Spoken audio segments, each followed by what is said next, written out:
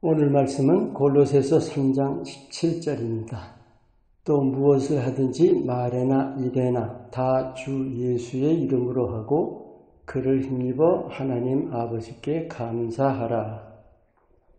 자녀가 부모 얼굴에 먹칠한다는 거 있죠. 자녀가 착하고 올바르면 부모를 칭찬하죠.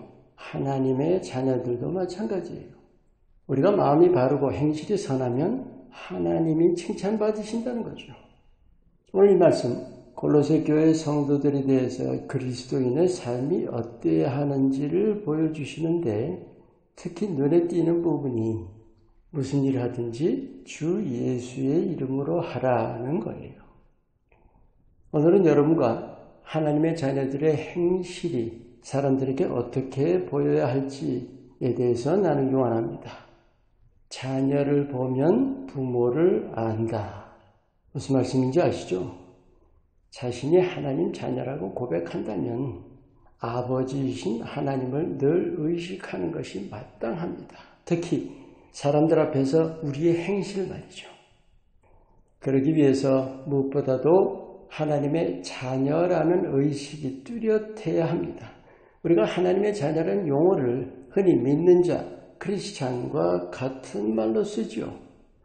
본질은 같을지라도 의미는 다른 거예요. 하나님 자녀는 크리스찬이라는 뜻만이 아닙니다. 하나님이 내 아버지시고 하나님이 나를 낳으셨다는 거예요. 하나님에게서 내가 난 사실입니다. 근데 그 사실이 내 중심에 박혀 있어야 한다는 거죠. 사실은 우리 육신의 아버지에 대한 의식보다 훨씬 우선돼야 합니다. 못지않게 확고해야 합니다. 하나님을 믿는 것은 우주 만물의 창조주로 믿잖아요. 그런데 내게는 그보다 나를 지으신 사실이 훨씬 더 중요한 거예요. 나를 안 지으셨다면 내 존재와 삶은 없는 거 아니에요. 그렇다면 우주 만물 창조와 무슨 상관이겠습니까? 하나님이 안 지으셨다면 육신의 아버지도 없는 거 아닌가요? 나는 하나님의 자녀다라는 고백은 이제 난 믿어요가 아니에요. 나는 하나님을 아버지로 모신다. 또 나는 아버지 하나님의 사랑을 입고 산다. 또 하나 나는 아버지 하나님을 자랑하면서 사는 자다. 그거예요. 이사야 43장 말씀 2번 기록되어 있어요. 우리를 하나님 영광 위에 지으셨다. 그러니까 우리를 통해 하나님의 영광이 드러나도록 하시려고 우리 하나하나 지으시고 세상에 보내셨다는 거죠. 사실 우리가 존재하고 살아가는 가장 근본적인 이유이고 목적입니다.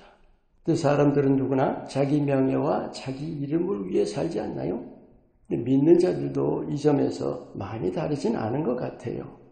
달라야 제대로 믿는 자이고 그래야 하나님의 자녀입니다. 마태복음 5장 16절 사람들로 하여금 너희 착한 행실을 보고 하나님께 영광을 돌리게 하라. 그러면 착한 행실을 하기만 하면 영광 받으실까요? 아무리 좋은 일도 내 이름을 내거나 내 뜻으로 하거나 순수한 동기가 아니라면 하나님 영광 가리는 거죠. 사람들은 다 알아봐요. 그게 다 뭐예요?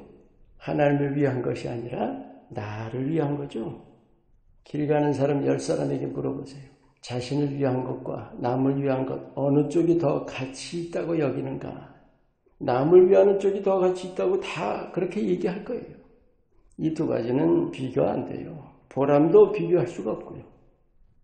그런데 남을 위한 것이 아닌 아버지 하나님을 위한 것이라면 어때요? 나를 위한다는 것은 아무런 가치가 없어요, 사실. 그런데 하나님을 위한다는 것은 무한한 가치입니다. 순간과 영혼의 차이이기 때문이죠.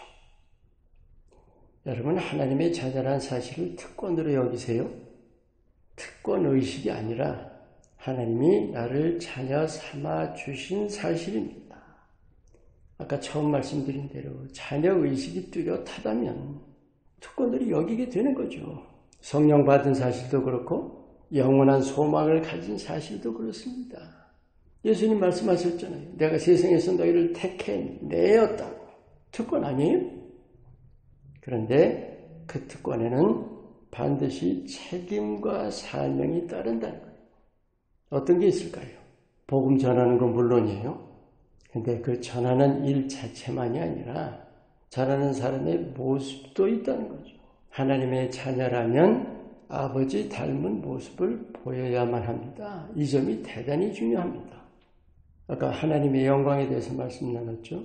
하나님의 자녀라면서 관계가 안 좋거나 성격이 좀 이상하거나 행동이 옳지 못하거나 하나님 영광 가리는 거죠. 오늘 말씀 무슨 일이든지 예수 이름으로 하라. 모습과 삶을 통해서 보이고 드러내야 한다는 거죠. 우리가 하나님의 자녀라면 무엇보다도 믿음이 확고해야죠.